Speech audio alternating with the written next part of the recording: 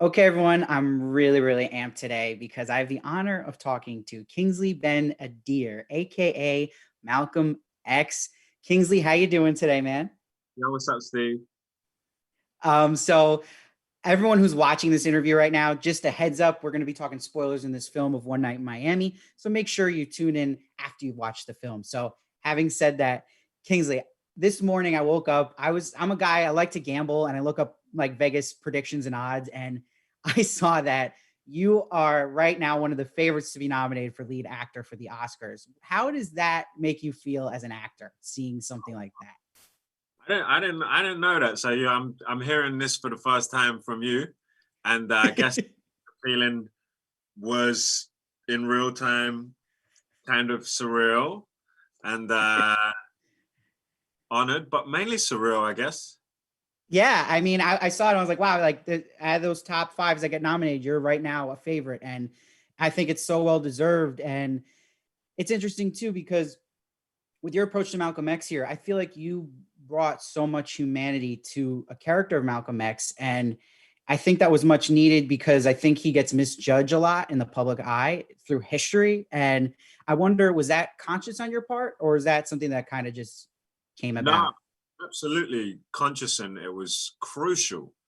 It was crucial. It was the first thing I really responded to when I read the piece.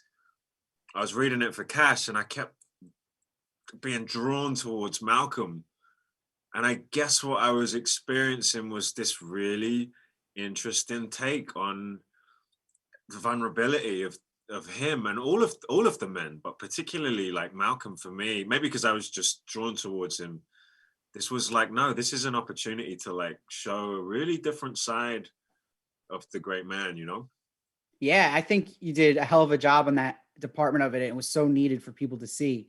Now, you're such a talent at just commanding the screen, but what I noticed is like you can tell that you're a really trained actor. That you're this isn't your first rodeo. So Yeah. knowing that you've actually worked in theater, I wonder. I was watching. I'm like, how is the amount of dialogue you have to pull off in the second act and blocking? Was that like one of the most challenging things you had to do on a set, like compared to like theater work? And how much did the theater work kind of prepare you for a role like this? I mean, I had a very short amount of time over Christmas to prepare. I had like 12 or 13 days. And I was like, I have to show up on day one and not be thinking about my lines. You know, depending on the role, I'm sort of 50-50 with line learning. Like sometimes there's something to be something fluid. There's something fluid about not knowing your lines sometimes. Like I remember on High Fidelity, I made a point of not learning my lines until the day because so much of it was about responding to Zoe and just being emotionally Mm. available. And they were only like one lines at a time. But with this was the opposite. I was like, I need to really get off the book. So I had someone come round to my house every morning. His name is Andy Buzzio. And he'd knock for me at like 8. And we ran the film hundreds and hundreds and hundreds of times.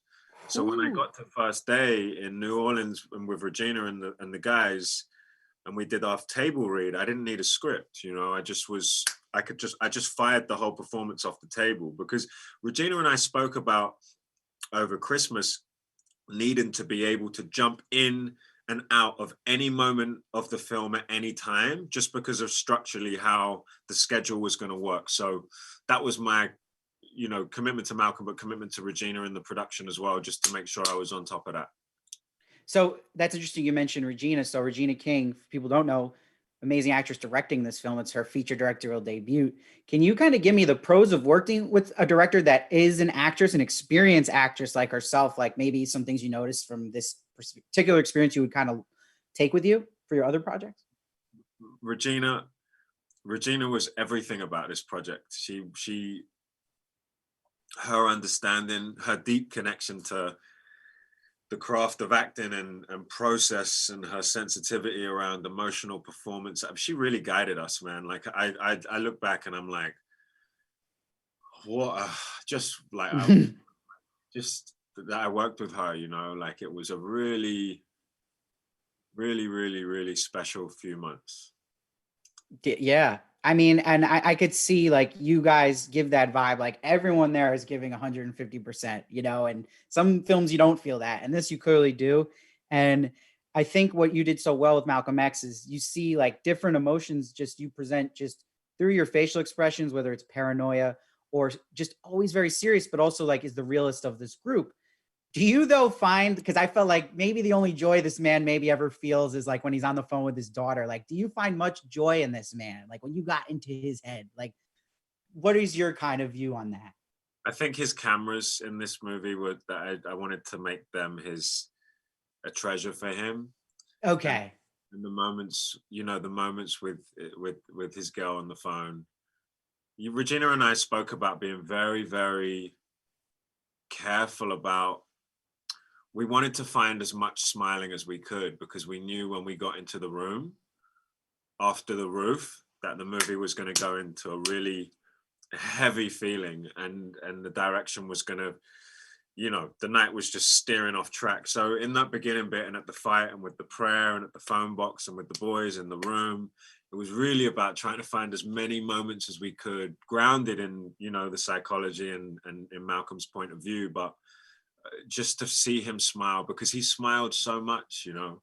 The archive footage can be really deceptive if you spend as much time as I did with Malcolm watching him. I mean, he beamed, he beamed, and he was a funny man. Like he was very, very funny, good humored, sweet and kind and bashful, and you know, a really modest guy. And there's a misconception, you know, for many people that Martin Luther King was the goodie and Malcolm was the baddie, and this was really an opportunity to like show a side of Malcolm to kind of get rid of that stupid notion. He was so much more than, you know, what the stereotype can feel like it is sometimes. Yeah. And I mean, the film totally pulls that off too. And just wrapping this up with you, Kingsley, the last thing I want to talk about philosophically about this movie is what do you think the main thing this film is trying to say? What is it trying to speak to this audience? I don't know, but I hope that people get to the end and are thinking about some of the questions that are raised. I think Mm, if that's happening, then we've done our job. You know, yeah. the conversation between Malcolm and Sam about what it means to be a responsible black celebrity, to use your voice, to use your platform, to like just to question what that means for all of us.